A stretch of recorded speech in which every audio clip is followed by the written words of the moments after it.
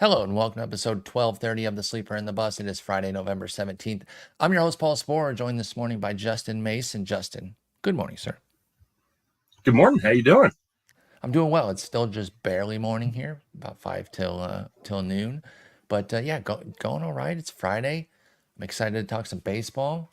The awards came in. We learned kind of a weird way that you're in the BBWA. I kind of just thought that's something that you would share, but I guess we're not there where you don't tell me. Because how else would you explain the TJ Friedl vote? MV Friedl, right up there, MV baby. Friedl, baby. And, I respect your restraint of not just voting him first. It would have made it too obvious. Like Yeah. that's some really He got strong two restraint by you. votes. Oh, he did. Pardon me. I thought it was just the one vote. Yeah, no, he got. I think it was like a fifth and a sixth place vote. And we were just joking earlier that Charlotte got a vote Mhm, because I was going to go to the Charlotte cam and just mhm. use that all stream, and then you were going to pretend that she voted for him. Yeah. I would have to adjust it. It's set for nighttime. That's why it looks like that. Mm. But anyway, so yeah, that was pretty cool though. I like down ballot voting like that. I have no problem with it. Obviously, one of the funnier ones of recent year was Ryan Tepera, but that was actually an accident. It was supposed to be Trey Mhm. Turner, and he clicked on the wrong guy. But I like seeing guys that like kind of get some due for having a great season. He wasn't the MVP. But TJ Friedl had an amazing year. And are you comfortable with people like using down ballot votes on guys that like they're not really the MVP, but we're trying to get some shine on their season? It's not like they're voting guys that are like a 1-win season or anything. TJ Friedl was a legit badass. Do you like cool down ballot votes like that, even when they're not of one of your favorite players? Yeah, I think it's kind of cool. I also like when uh voters vote, for guys they know aren't gonna make it into the Hall of Fame, but they just like, Give them a hey, little this was a taste. yeah, this was a really good dude who played the game well, and he's on the ballot, so I'm going to use one of my votes there. Yep. As So long as there's not like 10 majorly deserving guys that you really should be focused on getting in, yeah, I'm totally chill with that. I agree.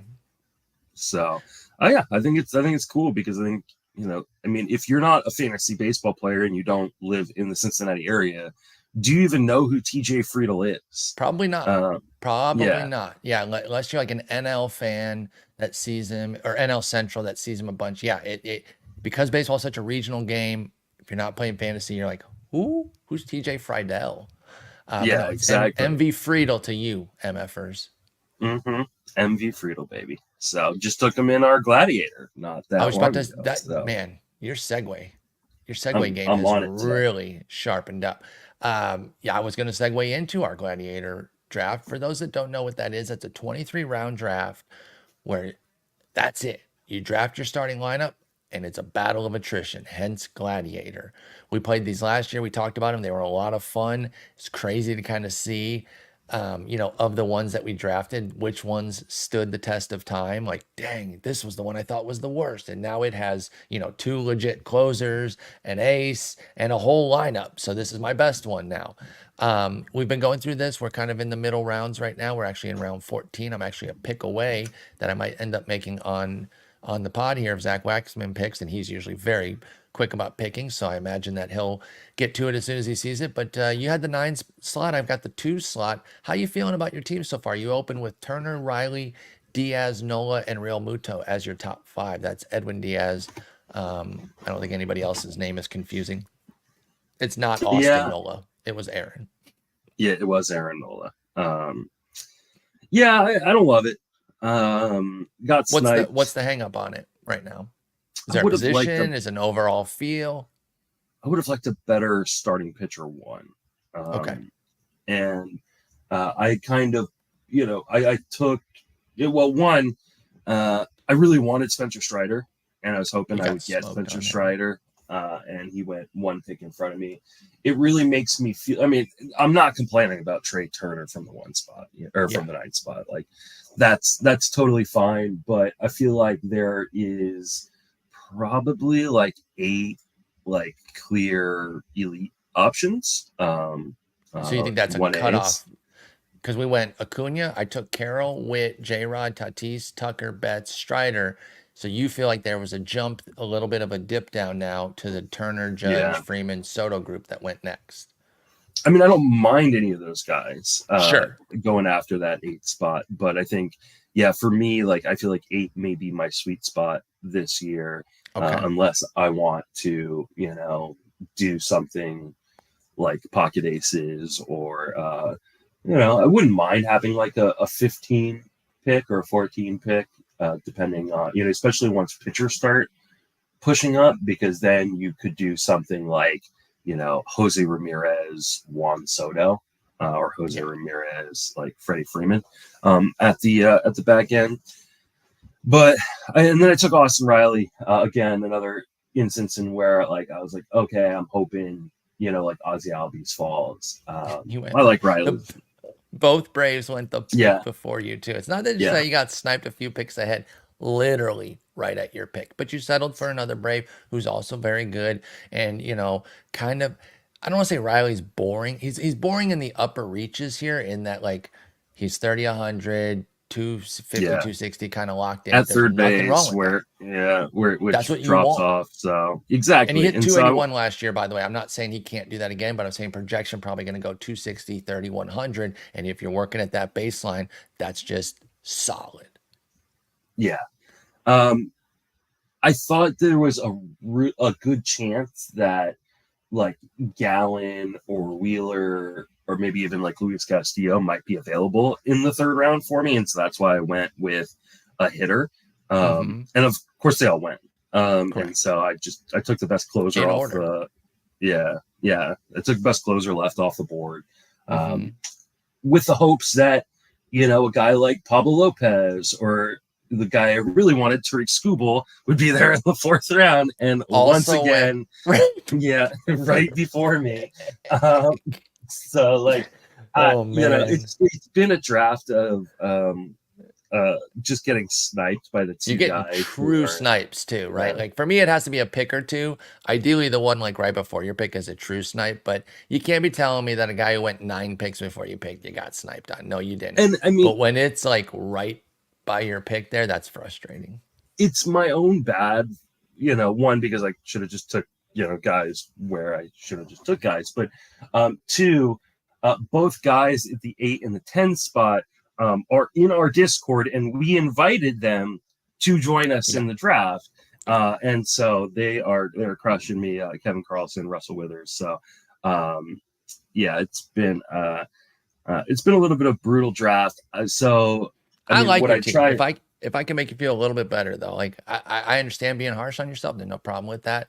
But I look at it, I'm like, you're putting together a good crew here. I like it. You got two closers, Diaz and Presley, both on good teams. Obviously have some scare questions about the leg for Diaz and just kind of the age and general health, which actually includes leg issues for Presley. But they're both on what should be good teams. One a great team, Houston. The other, I don't think the Mets are going to be terrible again. Maybe they are, but he'll still get a bunch of saves.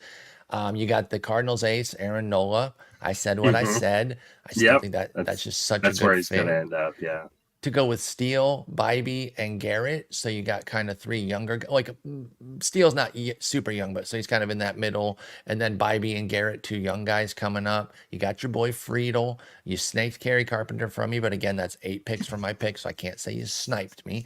But you went ahead and scooped him. I like the Adames pick. Real Muto, you got yourself a premium catcher. I don't know. I think you're putting together a good crew. I understand getting sniped literally 3 times the pick before you is a kick in the butt, but I think you're putting together a solid crew here. Definitely a worthy draft going on. I definitely don't hate it. It's just not something. There's no picks where I go, that's the pick. That's the pick that makes me feel like I just got either tremendous value or like that's the pick that's going to help me win the whole league. But it's a bunch of really solid players. I don't think I mixed in a ton of risk into it. So, which I think is important. The right move in this format. Yeah. With no bench, you just have to have guys who are going to play. And boring's fine. Like I was thinking about Wyatt Langford, who's still on the board with my last pick, because he's now like 40, 50, 70 picks behind ADP. And I love Wyatt Langford's upside. The problem is, well, we all think he has a chance to make the opening day roster or at least be up early on in the season. would you be surprised if he's not up until July? Like, and then all of a sudden you are taking a zero, a built-in zero for the first half of the season. And so, like, Even in if this it's like format, Memorial Day, yeah, that's 2 months. Like that's yeah, tough in this format where you have nothing then. yeah. I mean, what killed my Gladiator last year was, I mean, one, Alek Manoah, because you can't bench him, and he just Yeah, torched just me. pummeling you.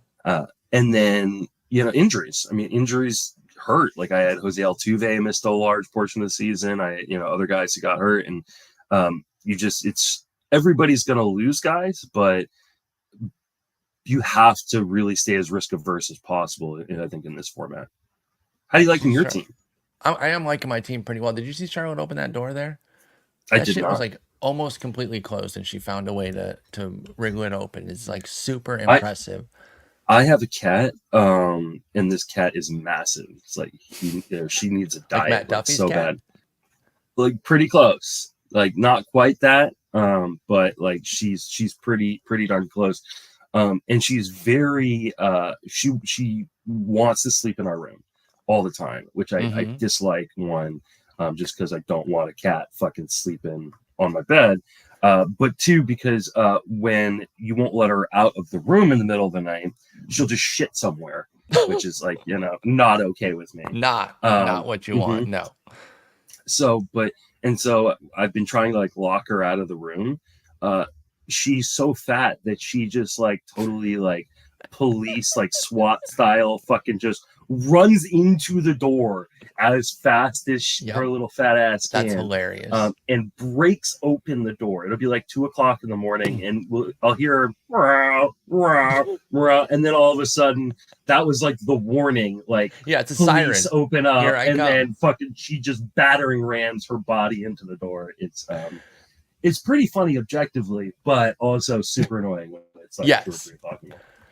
Oh my God, that's really funny. Char will also use her head. She's getting through. Meanwhile, Henry is so scared. He's bigger than Char, of course. He's stronger. He could push the door open easier, but he like barely touches it. He has real struggles. Even when the door is like pretty much open, Char battering ram. And if you review the YouTube tape, you'll see that she opened that door when it wasn't all the way closed, but it was pretty well closed. And she just works her little hand there, and then her little needle nose snoot, and boom, pops it open. Anyway, enough with the pet tangent here. My team, I'm feeling pretty good with it. I went ahead and took Carroll at number 2. I think it's kind of wide open after Acuna to go. Carroll, Witt, J-Rod. I think you could even go Betts, Tatis there. I don't know where you're at on number 2, but I went with Carroll. Came back with the big pop with Alonso. Again, it's just boring, lock in 35, 40 homers and go from there. Devin Williams, first closer off the board. I went ahead and took him there. My pitching, I did go a little risky early there with Yuri Perez because he's still so young. But then I kind of went to Logan Gilbert there to stabilize him. Went young with somebody like Cole Reagans, but then went stabilizing with Eduardo Rodriguez. So kind of balancing the two things out there. And then I think the middle of my rotation here is going to be more of bankable guys that have kind of locked in sort of innings.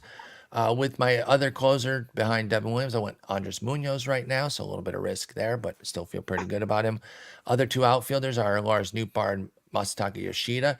Batting average, I love having batting average and runs in a league like this, and my 3 outfielders really deliver that. I need some power here in these middle rounds, but I feel like I can get that. I got Volpe and Spencer Steer as well, and then Wilson Contreras as my first catcher. We talked about this recently that we want to get a top catcher in formats, and then the second one can be a bit later, even in a format like this, because the catcher pool is so deep. You got Real Muto at the higher end. I got Wilson Contreras, who I think kind of is at the tail end of that group of big dogs. I would have been okay with Moreno or Heim as well, but it was kind of down to those 3 that I really wanted to make sure I got one. Moreno and Heim went in that round, so there's a chance. It's logical to believe that was my last chance to get one of those big catchers there. So I feel pretty good about my squad. Contreras wouldn't have been there had no chance, right? Him. You go Realmuto Contreras there. So what do you think of my squad? Feel free to be brutal if you think it's crummy. I don't think it's crummy. I like the Yoshida pick because I think you had some batting average issues potentially, Yes. Or at least not necessarily issues, but high variance. And so with I Volpe like and the Alonso. addition. Yeah, and I mean even like like Carroll hit 285. Like I don't expect him necessarily to hit 285 in a sophomore season. You I think think he's going to be in lower yeah, I think he's probably closer to 275, 270. as he gets into Um, more power, or just you just have some concerns maybe I just against have his left-handers? yeah, a little bit of the left-handers. I maybe as he gets in more power too. XBA was, let's see, 269. So yeah, it just maybe, like I think it comes down maybe a little bit. I don't know that 285, especially against the pitching in that division, especially that just got better with Cal Quantrill, Oh my baby. God. That's why I'm wearing the Rockies hat. Seriously, that Yeah, is why I'm wearing it. I should have put my Rockies jersey on. We're both fans in different capacities. You've always liked Cal Quantrill. I remember doing a fireside chat with Nick. We were doing second half breakouts, and I picked Quantrill, and he had that crazy second half. And even me, as somebody who was picking him, I never thought he was going to be as good as he was, because he always is subject to his variance of batted ball luck because he doesn't strike many guys out. Coming off a rough season, going to Colorado, I have to imagine that is the death of his fantasy outlook for you with Cal Quantrill. Yeah, I mean, with the caveat that he's like, we were talking about this last episode, like there are guys who go at the end of your DCs or, last 10 rounds of your DCs that are starting pitchers. And Colorado guys are typically in that kind of mix. Because I think he'll drop down into kind of that last 10 rounds of a 50-round draft at home. And he has value there, right? Like he's not going to be pitching all of his games at Colorado. He's shown himself to be an effective kind of inning eater type, which is kind of type I like, especially late in the draft. So in your traditional 10 and 12 team leagues, he won't even be a streamer most of the time. But in 15 team or 12 team 50-round draft and hold leagues, like he's a viable arm at the end of your draft, because you're going to get to August and September and not have a ton of arms that are still in rotations, either because of loss of job or injury. And you'll need a guy that you can say, hey, I don't want to use him next week because he's, going to be home versus the Dodgers, but this week he's going to San Francisco and I can throw him into my lineup. Okay. So you could still see some avenues. Your crush dies hard there with Cal Quantrill. Yeah. And I get it, he would be the kind of guy that manages like a 420 for 160 innings in Colorado somehow, because he's always been able to pull those rabbits out of his head. I say always, he doesn't have that long of a career, but 383 ERA, 424 FIP for Cal Quantrill's career. Any passing thoughts on the Braves trade? I also will say they start off the season on the road, so maybe get a few, it's at Arizona, get a couple at starts Chicago. early. Yeah, maybe. So, wait a minute. Tigers interested in Yoshi Yamamoto. We have to talk about that for the remainder of the show. That's the latest rumor. John He's going to take one visit to Detroit and be like, yeah, no. He adds the Tigers and the D-backs to the list. Cool. D-backs I would love that. Would be interesting. That would be really interesting. I don't really think the Tigers are going to get him, but it would be very cool if they were able to. We'll see how that goes. But what about that Aaron Bummer trade? So it's been a while since I mentioned OOTP. I bring up my OOTP stuff a lot, but playing that game, playing the base game, and like managing teams, I learned a lot about roster construction and Rule 5 and 40-man rosters and all that sort of stuff. This to me is a consolidation trade where the Braves gave up a lot of name talent. Like people know Soroka, and depending how deeply you follow baseball, Schuster, Lopez, and Shoemake as well. So, 4 names for Aaron Bummer, a middle reliever coming off of like a 6 ERA. What the hell's going on? The bottom line is, I imagine several of those guys were on the 40. I know Soroka, Lopez were for sure. I can imagine that maybe Shoemake and Schuster were. They had to clear 40-man space or potentially lose these guys for free. So why not put them in a deal where in fact, all but Goins occupy spots on the 40-man roster. So they moved 4 40-man roster spots to get Bummer. He's under contract. He's a solid lefty that if they feel like they can fix his control a little bit, he could be a nice little badass piece for them, making $5.5 million this year. So I thought it was a nice win-win deal.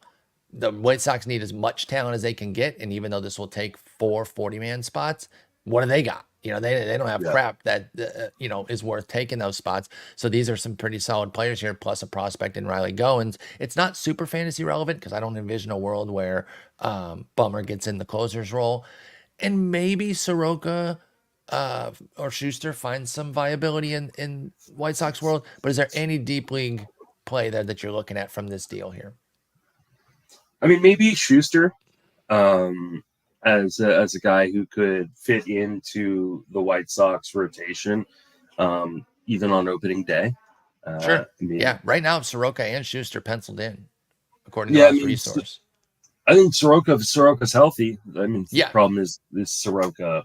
He's just never healthy. I Yeah, like him too. Like we both have talked about our fandom of Soroka and wanting him to get back and get healthy. That's just been such an uphill battle that I don't think you can do anything but play the wait and see you, game. But Schuster's 25-year-old lefty with some intrigue. you know the Twitter account that pictures preceding unfortunate events. Yes. This feels like a move right before the White Sox trade Dylan Cease. Oh yeah.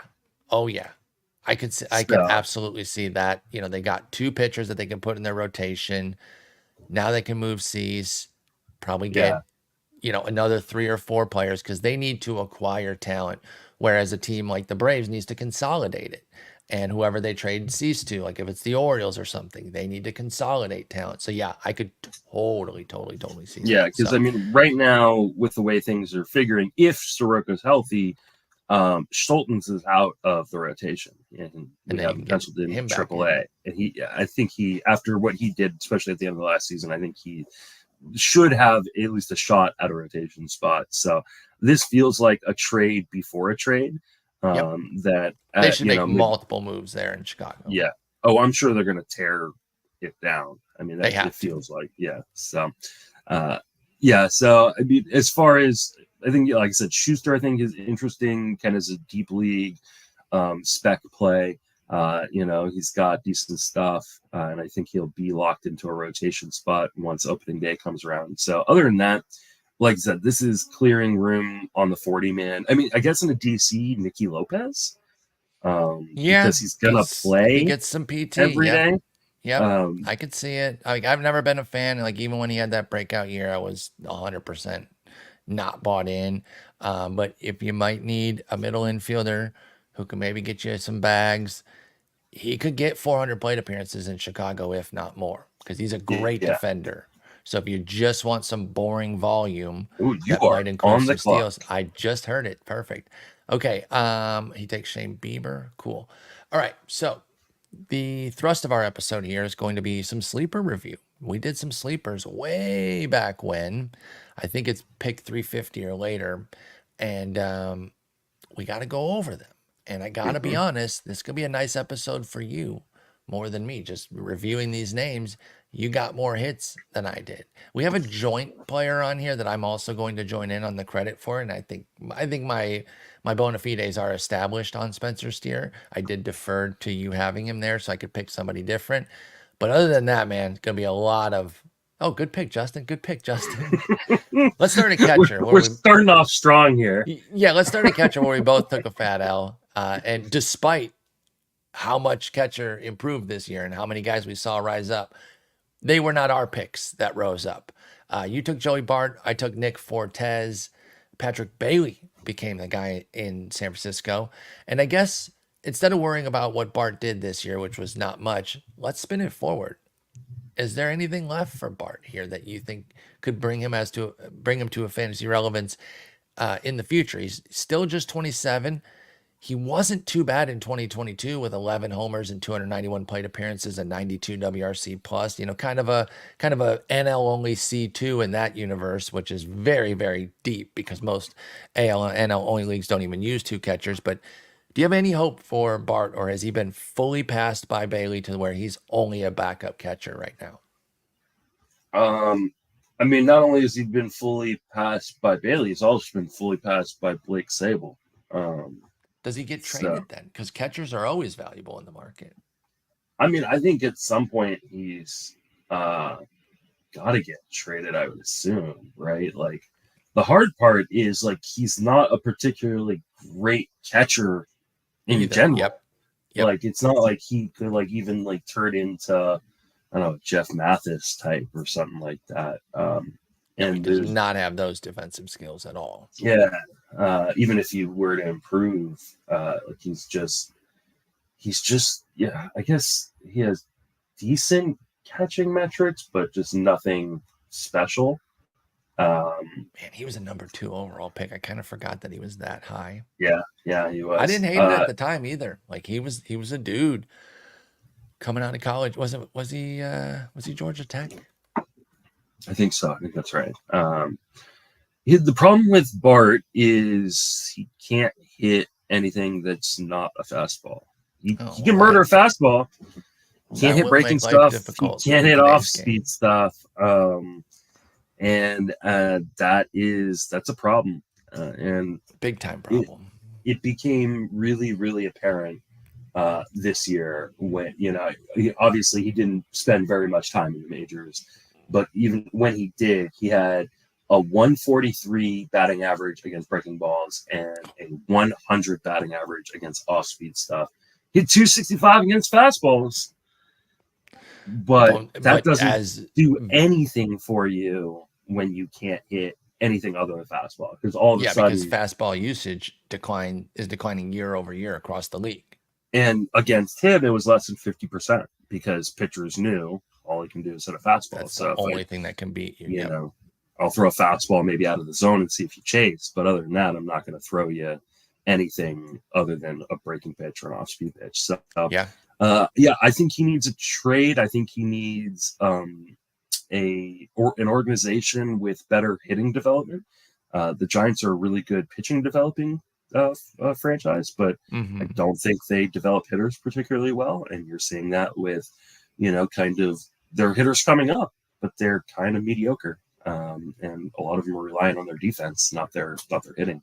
So I think he needs to go to a different organization.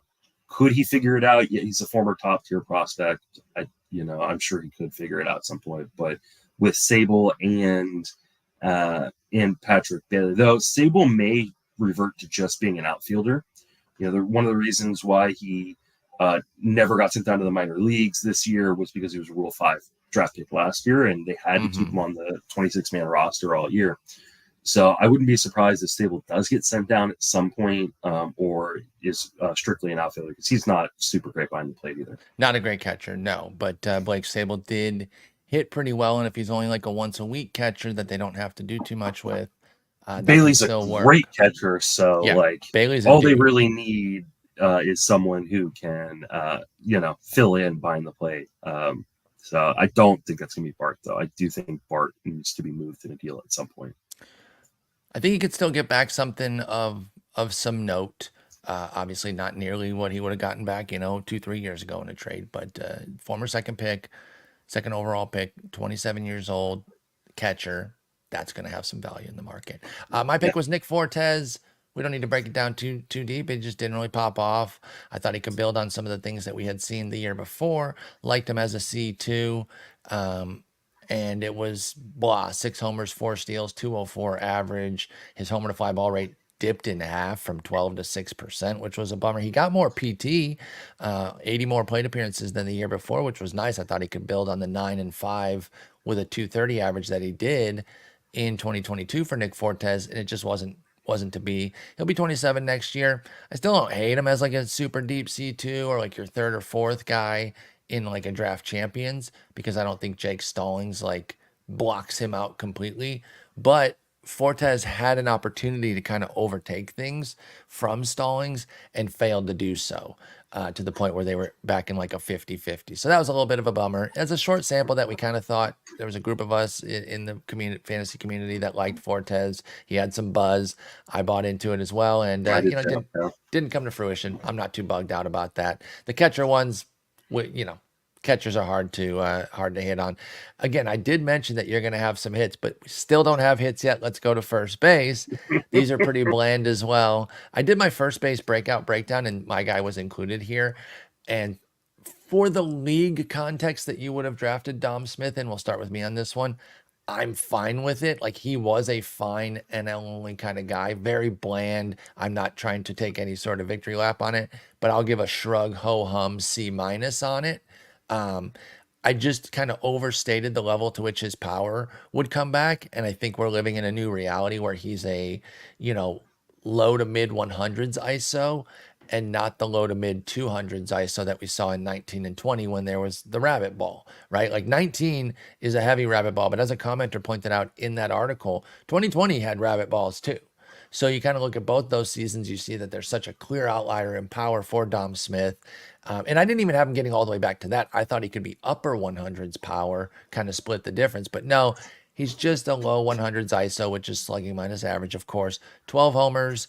If you look at my projection for him relative to what he did in that breakout breakdown piece, it was pretty good. I had him for 12 homers, 57 runs, 59 runs, 66 ribbies. He went, excuse me, I had 17, 59, 56. He went 12, 57, 46. So I said, I feel fine about it. Let's not spend too much time on Dom Smith. Mike Moustakas was yours. Yeah, that was when he was in Colorado, right? And you're just taking a shot that he could crush in Colorado. I had no beef with that. I thought that was a pretty solid pick. He too was like fine for the deep depth of league that you were probably getting him in. 12 homers, 48 ribbies, 247 average. Blah. I don't think we need to get into it much deeper than that. Neither of us hit a big first base sleeper. Who cares? Remember, Colorado doesn't fix everything, and correct. Did not fix Mike Moustakas. Correct. And in fairness, he was much worse with the Angels with a 65 WRC plus. He actually had 100 with the Rockies. So you were kind of being right if he had stayed with the Rockies. Part of the problem was that he got kicked out of the Rockies. But anyway, now we move on to something good. I promised that there were going to be some hits here, and you got a massive hit over at second base with Isak Paredes. And now he's so good right now that it might be hard to remember that, you know, he was a late round pick. Like, he was somebody that you were taking as a bit of a sleeper. You had him. I had Michael Massey. Paredes, of course, hit big, 31.98. And I think it was Ben Palmer over at BREF when I had some kind of like, I'm not really seeing the Isak Paredes love. He kind of came back with like, hey, let me put it to you this way, kind of made the case. I said, you know what? I think you're starting to sell me a bit. So I jumped late on that train of like, okay, maybe I'm being too harsh here because I think it was Ben Palmer who loved him. You liked Isak Paredes as well. Great call here. Now the price is elevated. Are you buying back at the now, you know, higher price for Isak Paredes? I'll get his ADP here in a moment. But where do you stand on Isak Paredes coming into this year when prices are higher? I mean, and not only are prices higher, I think he lost second base eligibility. So outside of Yahoo leagues, where 10-game second base eligibility, or if you hit two doubles in a game, you get second base eligibility. Exactly. So if you get the second base twice. So, I'm okay with the price, but 177 in Draft Champion. Sorry to interrupt you there. Go ahead. Yeah, I haven't landed on him yet. Okay. So, there's too many guys going around him that I really like. You know, Willie Adames going, around that spot. I just took in the Gladiator. Yep. Yeah, I took in the Gladiator. Jonathan India, who's a guy I thought about taking in the Gladiator. Dalton Varsho, who's a guy that I thought I was going to be out on, and then we had our first pitch Arizona podcast and did a little digging while we were talking. I was like, I actually kind of like the underlying numbers. Same, yeah. I like I said, don't have a problem with it, especially if you need first or third base at that point in the draft. But he's no longer so underpriced that I'm like going for it. And I think there's a lot of room for aggression in Paredes' his profile. Like I would not pencil him in for 30 plus bombs again. And it's still Tampa Bay who will find ways to take guys playing time even when they're playing well. So and he's a righty. So the risk on Isak Paredes is like he starts to lose versus righty plate appearances, which of course that's the bigger volume of plate appearances. Of course, if he hits like this again, he's not going anywhere, but you start to hit some struggles. They might be like, okay, well, we're going to get in this lefty here that you've never heard of, then find another Luke Raley that pops off. But yeah, I think it's a fair price. I'm not against it, but I too have not quite landed on him yet. He did go just 3 picks before you took Adames there. So you are on the right track there with those two being kind of neck and neck, Yeah. Isaac Paredes and Willie Adames, but great pick there. Mine was Michael Massey. And he started to finally show some glimpses late, but didn't come to fruition. I like the way he struck the ball in 22. I figure full season of playing time will give him an opportunity to kind of flourish. And like I said, it just didn't really get going again until the summer.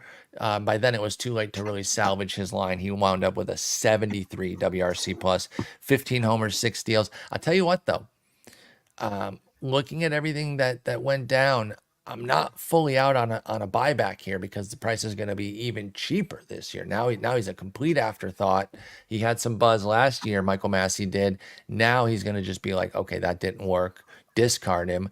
And I still see some things I like here with the pop, a little bit of speed. I think the playing time will still be there. And if he can kind of build on some of the stuff that we saw in the summer from Michael Massey, then maybe what I was hoping for this year can come to fruition. I guess it really was only a handful of good months. He was kind of up down. Dreadful April, amazing May, dog shit June, like impossibly bad, 387 OPS. Pretty capable July with 4 homers, 712 OPS. Then a 594 in August. Then an 826 in September. My man was just up, down, up, down, up, down. The bottom line was still pretty bad, though. Like I said, 655 OPS, 73 WRC plus. Late flyer in a DC right now, yes. Standard, 30-round drafts with 7 reserves. I'm probably still not drafting him.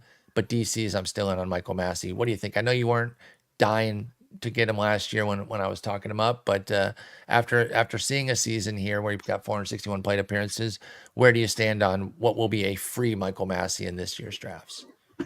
Don't call him free. Don't you dare correct me on saying that. 349 is the pick price, not very high, not free, but not very high.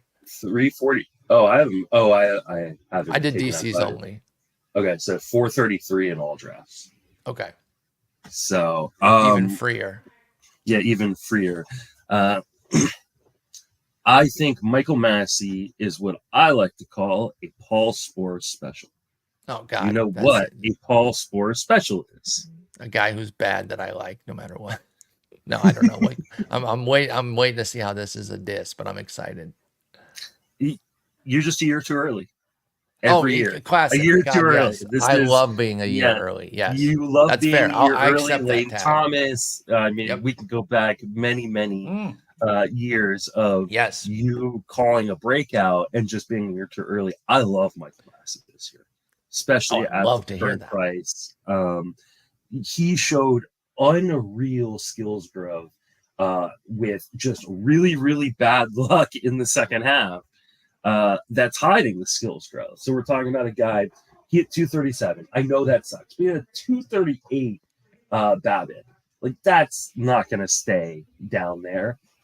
He had exemplary plate skills, 8% swing and strike rate, and 91.5% zone contact with power, 11 home runs in the second half. Like, I think that Michael Massey could be like, I mean, I don't think he would hit for nearly as much power, so it's not a 1-for-1 comp.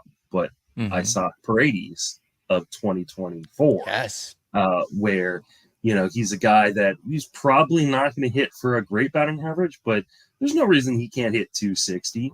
And I think there's 20 home runs potentially in that bat, and so especially with how easily second base dries up. This year, and it does seem like it dries up pretty good. I think he's a great fallback option at second base or MI in a 15-team league. In your 10s and 12s, he's a bench guy or at best, or like a watch list, wait and see. He's a watch list waiver wire type dude. But I think like if I can get him, around pick 400 in leagues or even around pick 350, like I'm fine with that. Like that's, I think that, he's one of those guys that's not going to hurt you if he doesn't pan out, but I think he's going to play pretty regularly at second base for the Royals, which is, a team that I think is going to get better and better. And I think he has the underlying skills to translate into pretty decent surface stats. So I'm actually pretty excited about Michael Massey. I think this is you were just 1 year too early. I love it. And again, I will accept that. That is definitely not something that's new to me. And there was a period there where it was every sport too. I still Yeah. remember being a year early on, like Kevin Love and Derrick Rose in basketball, and I was like, why is this? Baseball is one thing where I'm a year early, but now this is carrying over into other fantasy sports I play. This is a nightmare. So I'm sticking with him, and that's the thing that like I feel like I'm pretty good about sticking with guys even when they do fail me a little bit. But I'm not going anywhere on Massey. And I remember texting Jeff, Jeff Zimmerman at the end of the season, said, I'm sticking with our boy Massey. What about you? And he said, yeah, I see some things too that make it worth sticking. So I love to hear you co-sign that too. Let's continue to move on. Let's talk some shortstops. Another couple duds, but again, I promise there's more hits coming. Third base, outfield, starting pitcher. Justin has hits in all of them. We weren't dreadful here. Again, these are sleepers. They don't have to be amazing to be okay picks here. But you had Luis Garcia on the Nats, and I had Elvis Andrus. I went with the boring old guy to kind of repeat. He didn't do it. Luis Garcia went 9-9 homers and steals with an 84 WRC plus 266 average. Again, wasn't great. You're not pretending that this was some gigantic win, but did you see anything in a 23-year-old Luis Garcia season that keeps you invested in him going forward? Is he in that Michael Massey class where you were a year early, or have you changed your tune on Luis Garcia for the Nats? I mean, the problem isn't with Luis Garcia. The problem is with the Nats. Like, there was no reason they should have sent him down. And had he gotten to play a full season, I think you'd be looking at his line and going, okay, he wasn't a breakout necessarily, but he wasn't bad at all. I mean, in 482 plate appearances, went 9-9, give him 600 plate appearances, you're looking at maybe a 13-13 or a 14-14 kind of guy. And I would have been fine with that considering where he's going. It's hard to understand. Didn't even mention we were talking about Dom Smith. They designated Dom Smith earlier. That's right. But it's hard to understand like what the organization is doing. This is a guy who's a former top prospect of yours. You're not playing for anything. You've already started his clock. Like, what did he need to learn in AAA? I don't quite get it. So I like Luis Garcia still, and one of my favorite parts is he kind of added stolen bases to his game, which wasn't something I was necessarily expecting. Second half, like the skills were really, really good. 5 home runs, 4 stolen bases, over 90% zone contact, under 10% swinging strike rate. 4 home runs, 5 stolen bases, 14% strikeout rate. Like, I think he is very much Michael Massey-ish. The only problem with Garcia is, like I said at the top, is the Nationals. I don't know that I trust the Nationals not to find some random old player to play ahead of him. Maybe my pick, Elvis Andrus. Yeah, so they bring him in. The Nationals are trying their best to become the Rockies East. Yes. And it's a little frustrating. So I'm hoping that Garcia, he finished the year, playing very regularly and hitting 5th in the lineup.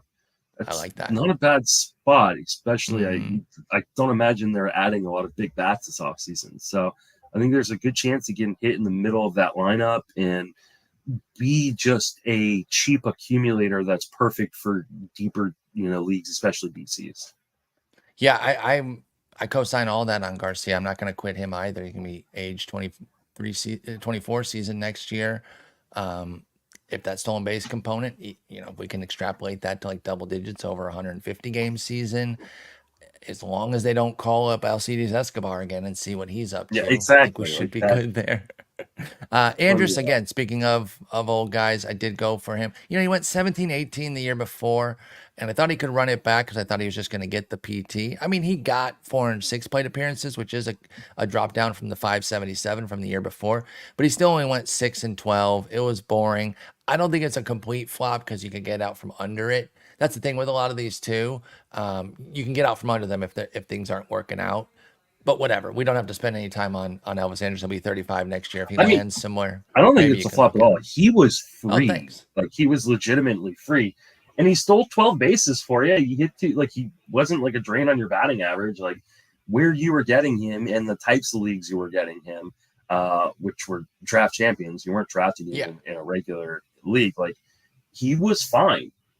Like And I don't. if it's a DC where you got Andrus, he was bad for the first half. And so in the second half, by the time you probably needed guys to fill in, you can make a case that he was there for you Mhm. for some middle infield fill-ins when he was putting up a 801 OPS and 305 average in the second half. So yeah, not a bad grade. And I'll take like a C it, plus B minus on that. yeah, I mean, in baseball terms, like obviously we want to focus on the home runs, but like this Yes. was a single. Like this Yeah. is you Yeah. got on first base. Like And I think Luis Garcia was an infield hit for you, like yeah, little scratch absolutely. single. So okay, we're pretty good on that one. But now you hit a grand slam here, and again, I'm taking a little bit of credit on this because I did defer. This was one of my like Friedl esque type of guys. I was like, you know what? I'm not going to say Spencer Steer at third base. Everyone knows I'm obsessed with him. You picked him.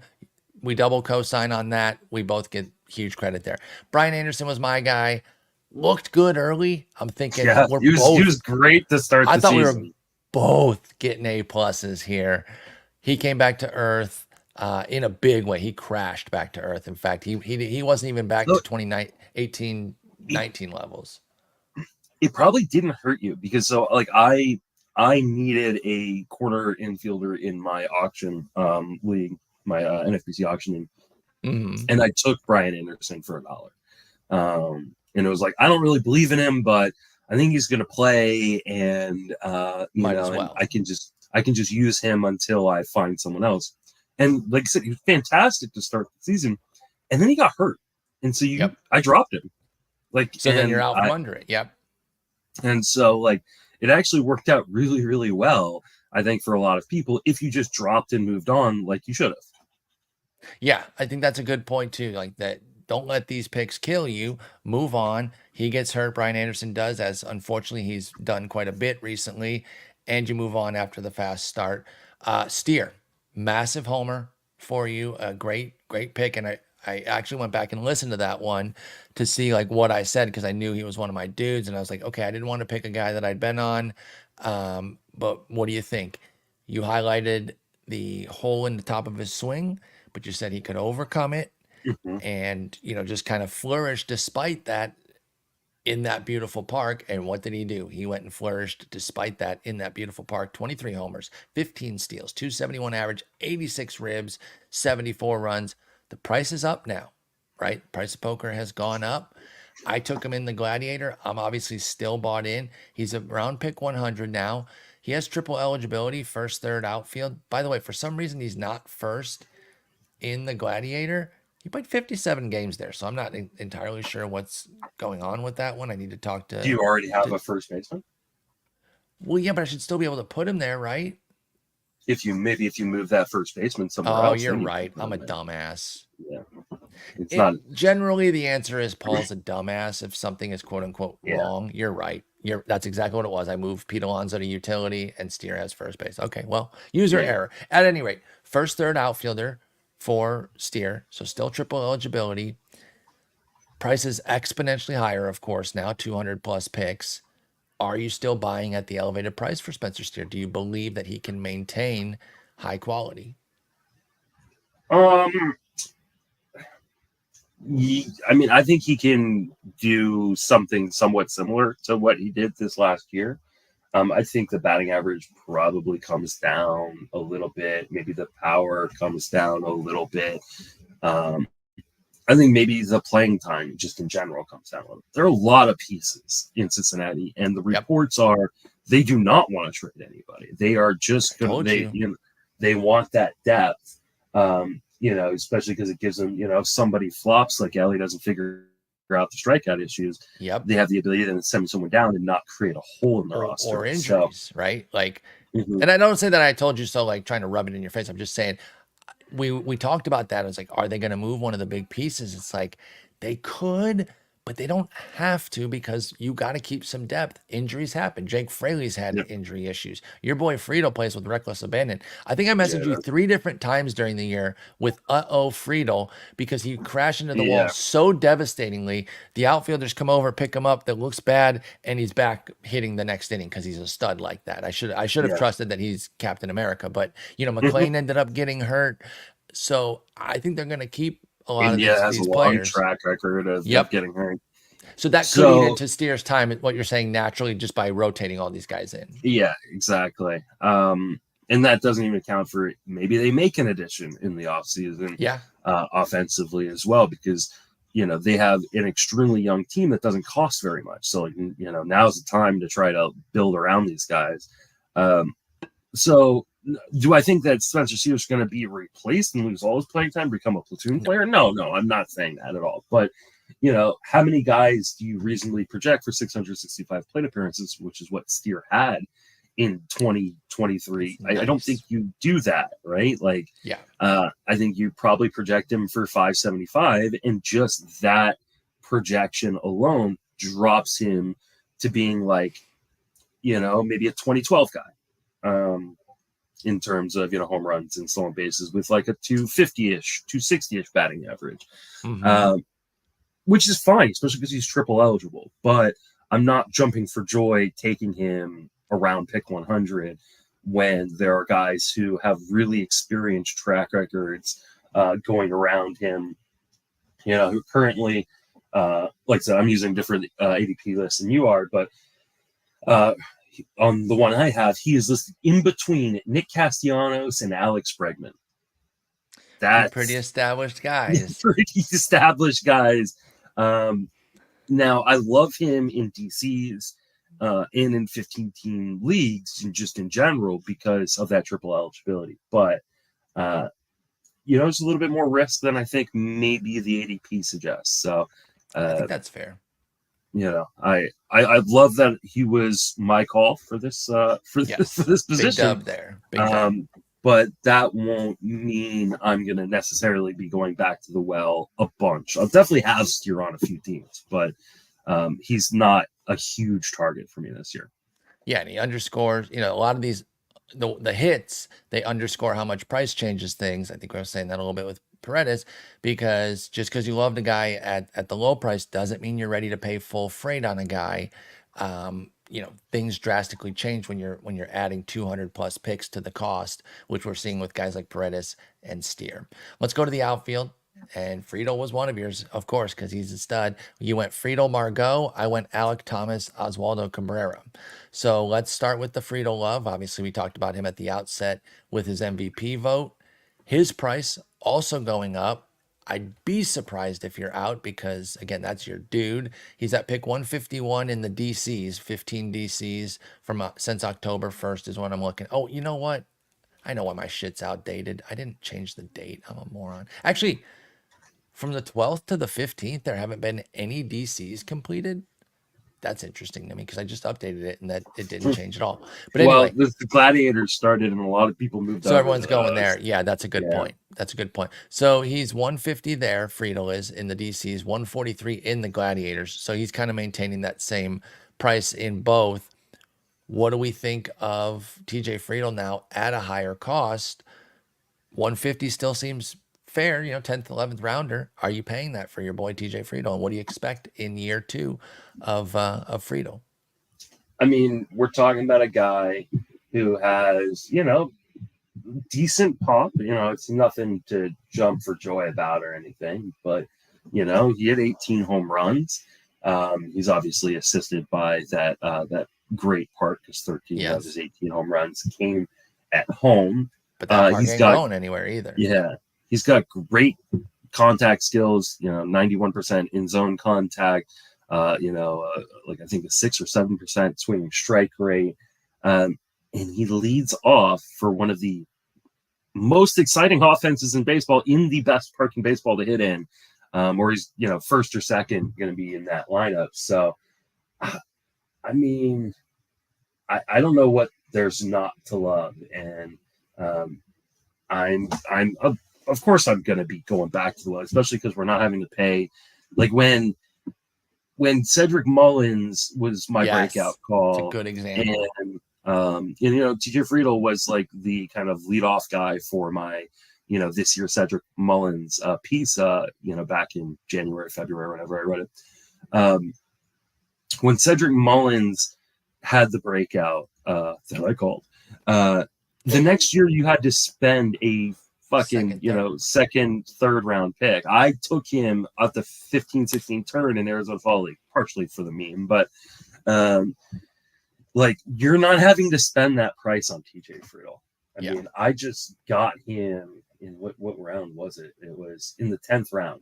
So there you go, right around ADP.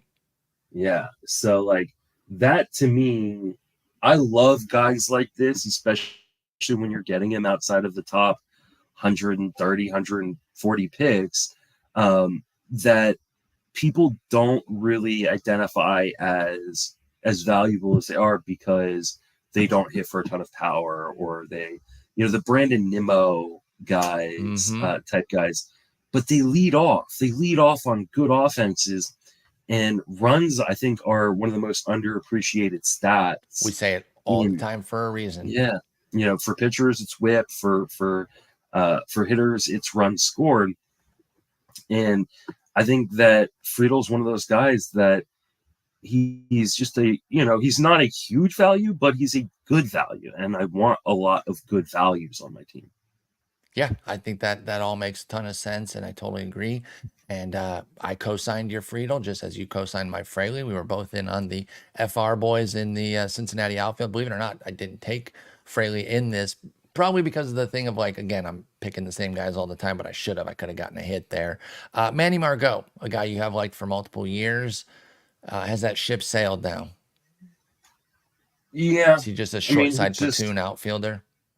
Yeah. I think Josh Lowe just crushed that one.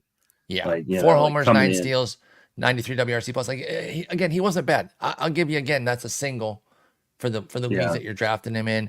All the other leagues where maybe you got to cut him, you can, so he doesn't hurt you. So I'll give you a single on Margot as well. Yeah. He has a hard time staying healthy. He's not playing full time. I think it's time to just move on. I mean, now, like, I'm sure the price is non-existent. What if he were moved somewhere where it looked like he could get 64? I mean, he is free. That is, I will co-sign you saying free there. Okay, so let's say he gets moved, like to my Tigers or something, because we got a bunch of left-handed outfielders. Would that intrigue you? A middling or low-level team, okay? Because I still think he's probably a platoon bat. Like, he would need an injury. I mean, he hits lefties well. He didn't hit righties poorly necessarily. He was kind of even this year, but he has about 100-point platoon split over his career for Margot's favorite lefties, which makes him a short side guy. So I was just checking to see if it was team context with the PT, or if you're worried that it's a skill context scenario. And I think you're saying that it is at least partly skill. If he ended up in a situation where I went, oh, there's a really easy, clear path to playing time, then I could go, yeah. I mean, Tigers, I guess. The Tigers got young outfielders. Like, I'm not. Can we give the always easy one, the best place to hit in the universe? Like, what if the Rockies got him? I mean, I would be down for that, obviously. But I'm thinking more like, what is a place that desperately needs a center fielder and then can't keep guys, in the outfield, or just desperately needs a better defensive outfielder? I'm thinking my San Francisco Giants. Like, it's not a great park like that, but it's better for I righties. Wouldn't mind that. Yeah, it's better for righties. He would probably play every day because of his defense. And you have to assume they're going to run more with a new manager, and Kapler being gone. So, like, that kind of move would be like, oh, that's interesting to me. But ultimately, he's a DC pick. You're not draft. I mean, if you're doing a regular 30-round draft, yeah. I mean, pick 660 is like, it's legitimately free. Yeah, it should be like a 50-round draft and hold is what DCs are. 660 is 44th round. It should be mid 40s or later round that you're taking him with Manuel Margot, and then we can reassess if he is moved. But that's our own rumoring. There's no rumors that Tampa Bay is looking to move him. Let's talk about my guys, Alek Thomas and Oswaldo Cabrera. Obviously, Thomas kind of enhanced his profile a bit in the playoffs by having some real clutch hits. 9-9, but a 71 WRC plus. It just wasn't there. There were fits and starts where it looked like, oh, is he going to be a dude? And he would be like kind of a hot pickup on the main event landscape for a week. And then it wouldn't come to fruition. He starts to trickle back onto wires, and he had another homer or two, and then looking like he's catching fire again. Nope, false start. So, like I said, ups and downs, ups and downs. But then a big playoff. Does that intrigue you at all, or is that just a small sample goodness and we move on? I'll cut to the chase on me. I'm still in on Thomas. He's 24. I still fully believe in him. I think this is another classic Sporer year early piece, but I'm curious what your thoughts are on Alek Thomas, and if you are at all influenced by the playoffs, which I will give you the numbers are only 222, 271, 463. It wasn't like he was just dominating all the time, but he hit 4 homers, and that's notable when he hit 9 in 400 plate appearances to tack on another 4 on the biggest landscape in 59 plate appearances. Is it small sample goodness? Or is it a little trickle into the power that we think Alek Thomas can have? So, this is another Paul Sporer special. I think he, but I am not encouraged by the playoffs. I am infuriated by the playoffs. I am annoyed by the playoffs. I am I feel betrayed by the playoffs. Are you doing a Stephen Smith right now? Stephen A. Smith? No, not, but I when should. He was like, bamboozled. That's what I thought you were going for. I love it. But okay, so tell us why you're so upset by Alek Thomas's 4 homer playoff surge. The lights on him, right? Like, this was a guy that I had already circled as like, this is gonna be one of my dudes. This is gonna be this year's TJ Friedl, this year's Cedric Mullins. And now he's still cheap enough to be that. He's still cheap enough to be that. It's 381. So how many drafts do you have when you're doing yours right now? 28 drafts for him? For Alek Thomas, 28 drafts, I'm doing the composite now too. So that the composite includes draft champions, 15 of them, 6 gladiators, and 10 NFBC 50s. So I'll use the same composite that you're on, so we're on the same page here. So that's 381 for Alek Thomas. That's not bad, but I bet you the 4 playoff homers probably cost us 100 picks, right? Mm-hmm. Yeah, I think probably. So. Yeah, and maybe even more than that. Like, I think he legitimately could have been like a round pick 550. I'm hoping that maybe he's one of these guys that loses steam at some point, like, as the playoff memories start to fade, people start they bring in an outfielder that people wrongly think is going to hamper him when it's actually not, because his defense is so good and he's only 24 years old. So I mean, I think that like TJ Friedl is potentially a really, really good comp here. Not that I think Thomas will ever lead off for the Diamondbacks. Not with Carroll. And he doesn't walk. Like, he's just not. He's not going to hit at the top lineup. What he did do towards the end of the season, though, was hit 5th a lot. And what he does is one of the, you and I obviously talk about it decently, but I think it's the most under discussed aspect of fantasy baseball, and it's his defense. His defense is amazing, and will keep him on the field even when he struggles, and there will be struggles. I see him as a guy who could hit, double-digit home runs and steal 25 plus bags with a good batting average, and be just a really, really good accumulator because he's playing every single day.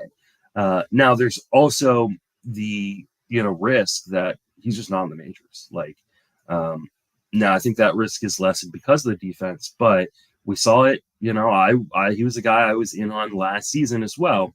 And then all of a sudden he wasn't on the team anymore. So I think the defense and his postseason heroics gives him an opening day spot that he should be able to keep all year.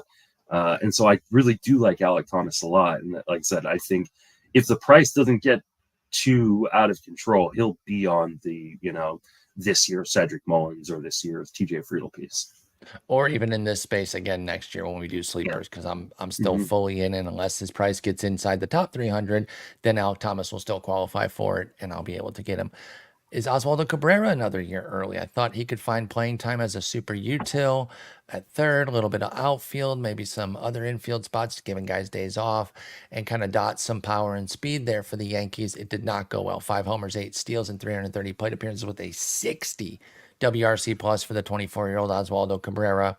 I'm not fully out on him, but I'm not nearly as still stayed in as I am with Thomas. Again, I think Thomas is going to break out this upcoming year, whereas I think Cabrera is somebody I will probably buy again, particularly in DCs, but I'm not so gung-ho that we have to get him. But what do you think of Oswaldo Cabrera, not to be confused with Oswald Peraza? What do you think of Cabrera? I mean, we just talked about him last episode, so I mean, That's we right. don't have to go into too much depth, but yeah, I mean, I think a lot of it just depends on what the Yankees do. Do the Yankees bring in outfield bats? Because I think he does. Like, while he can play everything, it's not good infield. He's not good infield. They've got good infielders, good young infielders, and I think he probably, is their opening day left fielder if they don't bring someone in, because I think he can beat Jake Bauers out. Oh, yeah, that's right. We did talk about that. I remember that. Okay, so yeah, we got into those young Yankees. If you want to hear more on Oswaldo Cabrera, go there. Since we still have pitchers to get through, let's go ahead and move on. If I had told you that we did 3 of our 4 sleeper pitchers were Tigers, you might have laughed at that. But the Tigers ended up having some nice pitching. The problem is only 1 of our 3 really hit. But let's talk about your Eduardo Rodriguez love. Might be hard to remember, but people were kind of down on him coming into the year. And so he was a bit of an afterthought after the tumultuous season that included some time away from the team to deal with some family issues and whatnot. Only had 91 innings with a 4.05 ERA, 133 whip, playing on a bad team. Nobody's really that gung-ho about getting Erod. Boom, 3.30 ERA, 115 whip in 153 innings. Had another injury, unfortunately, but other than that, everything went very well for him. Great pick by you. You also took Matthew Boyd. That one didn't quite work out as well there. In fact, it went quite poorly, but the Erod one was excellent. So talk about your 2 Tigers lefties and where you stand on them going forward. Erod did, in fact, opt out. Doesn't mean he can't renegotiate with the Tigers and go back there, but maybe another team ponies up. We'll have to see what happens with him. What do you think about those 2, Erod and Boyd? Yeah, I mean, Erod's just one of those guys that I feel like he got completely buried after his, tumultuous 2022 season, which included, real off the field problems, right? That, affected him clearly on the field as he walked away from the game for a little bit. And that's it. We were drafting him as a, SP2 or 3 coming into the 2022 season. He didn't have an injury, which has been kind of the bugaboo. He had this, this off the field problem that kind of cost him that season. So I was willing to buy back in, especially at the reduced price. Glad I did. For me, a lot of it's going to depend on where he ends up. We know he's probably going to an East Coast team. The question is, which East Coast team is going to be the spot for him. I'd love Erod to end up back in Detroit. I think Stay with the Tigers, please. Yeah, I think that was a fantastic location for him. He's clearly comfortable there. It's a good park to pitch in, a great division to pitch in. My fear is he's going to end up in Boston. Going back to Boston. Yeah, which would be not as great of a spot in terms of park and division. So. What about back to Baltimore? That's where he started. I would love that. How great would that be? Yeah, I mean, it's still a tough division to pitch in, but I mean, that park would just be unreal for him. I just don't know that, even though the Orioles have plenty of money to spend because their payroll's so effing low, I just don't know if they're gonna pony up a long-term deal on a guy like Erod. Well, we'll see, but yeah, to me, I think the price is fine. Where you got him in this draft, that we're doing right now, I think it's totally fine for Erod. I'm just interested to see a place like Boston, not only do I think that hurts him a little bit, it'll raise his price. Yes, And I agree. so I think the only place that Baltimore he would can too, really, by the way, just so we're clear. yeah, I think any place will outside of Detroit, and that's why I wanted to Yeah. go back to Detroit because I think people will go, all right, well, nothing really changes, and so or he might even drop a little bit because I don't think people see the Tigers as necessarily a competitive team in 2024. So, uh, Rude. yeah, I hope he goes back to your Tigers. I think it's like I said, I think it was a great fit for him. Matthew Boyd is done, so we don't think we need to. I mean, I'm sure he'll try to come back, Yeah, but but in injuries have terms just of fantasy, ravaged him. I just don't care. Off the radar. I agree. Yeah, My picks were Spencer Turnbull, Drey Jameson. Spencer Turnbull may be done with the Tigers too. He's had some turmoil with the front yeah, office. I think today is actually the tender day too to figure out if he's even going to be offered a contract or if right now they're saying the right things, but sometimes you got to read between the lines a little bit there. And maybe they do keep him around and they think they can mend the relationship. But I think Scott Harris, even if he plans to get rid of him, it doesn't undercut saying like, oh, he's going to compete for a role. We still believe in him because, of course, you're saying that while you have the guy. But then push come to shove on a decision, they might decide to non-tender him, and then we'll see what happens there. yeah, And then my other pick was Drey Jameson, who another like fits and starts kind of guy where he showed some things. Brandon Fought was another guy that we had talked about in that same capacity. Ryan Nelson, Brandon Fought, and Drey Jameson were kind of three guys battling for two spots. Drey J, 3.32 ERA, but a 1.43 whip. It was only in 40 and 2/3 innings. The problem was he got moved to the bullpen. And, I was trying not to be too influenced by 4 starts in 2022. That's not why I picked him. I still believe he has a lot of talent, 26 years old, but I think he's gotten surpassed a bit, and his inability to kind of keep base runners at bay has left it difficult to start him. So I think Drey Jameson could get stuck in the bullpen a little bit. I don't hate him there. I think he can be a viable major leaguer and maybe even finagle his way into the 9th inning because I don't think they have a set closer. Paul Sewald, I don't think is an immovable force back there. He could be the fireman and Drey Jameson could be the closer. Who knows? But I'm not really in on him even as a draft champions pick. What do you think of Drey J or Turnbull? Any thoughts there? no, Yeah, I I, mean, I I I don't think think we you need to nailed waste it. time Like, then. yeah, Let's just those are actual misses. Like, yeah. I take L's on those for Jameson, sure. yeah, They added so, nothing for you, and I'll take fat L. Our closer picks were kind of L's as well. We went for mhm, the lesser teams trying to get some closers because the good team closers were all full price. Like you're paying full freight for saves these days, so you really got to go for the long shot. Dany Jiménez, your pick for Oakland, he pitched well. 347, 107 ERA whip in 23 innings, but had one save, and it was only 23 innings. He didn't really get the opportunity. They also had like 9 wins all year, so you could have only yeah, gotten that like hurts. 7, 8 more saves. But I'll give you an income. I'll give you a whatever on that. Like it didn't hurt anybody, but it certainly didn't kill anybody. And then I took Fulmer, who the problem is like he did get some saves, but by the time he did, you might have already cut him unless you were drafting him in a draft champions. And to be honest, I didn't realize he only got 2. If you had asked me how many saves Fulmer got, Yeah, I thought it was closer to like 7 or 8. So yeah, I'll take an L on that. 4.42 ERA, 133 whip. Looked for a moment like he was going to be the guy. He didn't seize the opportunity. He ended up getting bypassed, and eventually Adbert Alzolay took over that job. I think at 31, Fulmer's probably just a middle reliever from here on out. yeah, and I mean So Jimenez is too. I mean the problem with Jimenez, I mean Fulmer just was garbage. Is the problem? yeah, Like he just didn't he pitch well. just he just didn't pitch well, and by the time he started to recover, it was Alzolay just entrenched himself in that role and what wasn't and Fulmer was just an afterthought. Jimenez got hurt right when it was kind of still an open competition, Yep. and then by the time he came back, like they just kept going to Trevor May. So and plus, like I said, they didn't really win many games, so it wasn't like even if he had gotten that job late on the season, it would have mattered much. May But retired though. Could Jimenez sneak back in? I mean, theoretically could. Because he Uh, was good in 22, 11 saves, 341, 119 ERA whip. Like, I wonder if it might be worth running it back as your 50th pick in a DC to try to get some saves there. I mean, I Yeah, don't think right now we Oak. have Lucas Urseg as, which is funny because I still remember if him it, as a hitting prospect. yeah, that's just about to say, like those of you who play Dynasty, like probably remember him as like a Brewers hitting prospect That's that right. like couldn't make enough contact. So it's funny to me that that he's made transition as a pitcher.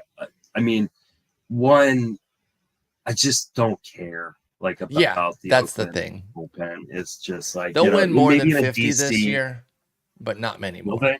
Like, I mean, I well, I've been wrong versus you on the Oakland thing well, and here's the funny enough thing already. is, so yesterday they approved the A's moving to Las Vegas, but obviously they're not going to actually be moving for a couple more seasons, so they have to play.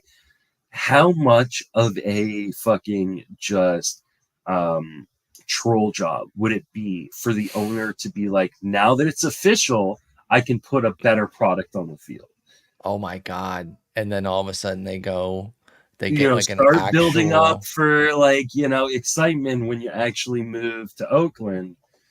It'll be interesting to see when what they move to happens. Vegas. Or sorry, move to Vegas. Yeah, I think their lease with the A's or with the Coliseum runs out after this year, but their stadium won't be ready until 2027. Oh yeah, that's right. So So like what are they gonna do in the interim? I don't think anybody knows. That's awesome. Sick Yeah, organization you got there. Really doing a they bang up maybe they job. take over the Las Vegas Aces Yeah. uh, Which, oh my God, place then for Lucas that would Ursek be a might get back fucking to hitting because yeah. you can hit mad bombs there. I have such disdain for the ownership in Oakland that my friend was playing out a OOTP sim and Oakland became a powerhouse and he was facing them in the World Series and they lost and I found out that John Fisher still owned the team in this fictional video game world and it pissed me off for a minute. I was Yeah. like, even video game John Fisher doesn't deserve happiness. I was happy for the Oakland fans, but not for John Fisher. Anyway, that wraps up our sleepers. I think, Justin clearly gets a fat dub over me here in these picks with some major excellent picks. Well done on Isaac Paredes, Spencer Steer, TJ Friedl, Eduardo Rodriguez. Those were the biggest hits. Some decent ones sprinkled in and some guys that could, again, reappear in this space come spring when we do this again. But it's always fun to look back and kind of really see where these were, our thought processes. I think we're pretty strong on a lot of these.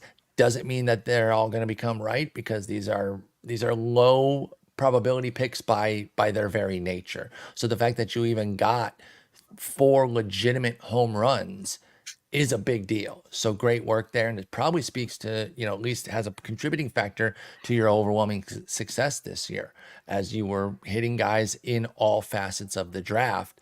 You got to hit some sleepers, you got to hit your mid tiers, and of course, you got to avoid disaster up front. So again, another vehicle to say great job on this year, man. You really went to the drawing board after the tough last season, came back, kicked ass, eager to see what you can do again here in 24. We'll be back on Monday and we'll just have one episode next week because of the holiday. Are you back chatting? I haven't chatted yet, but maybe I Okay, will because next week. yeah, It's it's up to been you. I'm kind just of saying. rough. It's been rough. For those who don't know, my wife and my kid had surgery. Yeah, I double think I mentioned that surge. last. Yeah, Yeah. So we talked and on Monday my about double surge. kid's doing better. Wife is still struggling, and so I haven't really been able to do anything this last week, unfortunately. So I'm hoping that maybe I'll get back to my full schedule next week. Though it may with a It's a holiday, I may holiday end up week. just I say don't force it if you can't, but I just was asking because I opened my chat back up this past week. I am gonna do one on Wednesday. I put in that chat like, hey, are people gonna be around? I got a lot of commentary or I got a lot of comments and a few Twitter DMs saying, hey, I'm gonna be around if you're gonna do it. So I should have enough in the queue. But if you just want to wait till the holiday week is over and then get yeah, I back to probably going, will. that makes sense. But my chats will be pretty consistent. There'll be an occasional one for a holiday. I don't know where Christmas lands this year or whatever, but for the most part, they're back. I took October off. It was a good recharge, but I'm back. I am already neck deep in 2024 stuff. Like you said, we're doing this Gladiator. We're both working on projections. I am amped. out. So I hope you have a I great got to go weekend. I hope fix my my Nicky Lopez projections because you I got just to finished amp that those. up with the White Yeah. Sox. Hope everything gets better with Danielle, and we'll talk on Monday. Take it easy.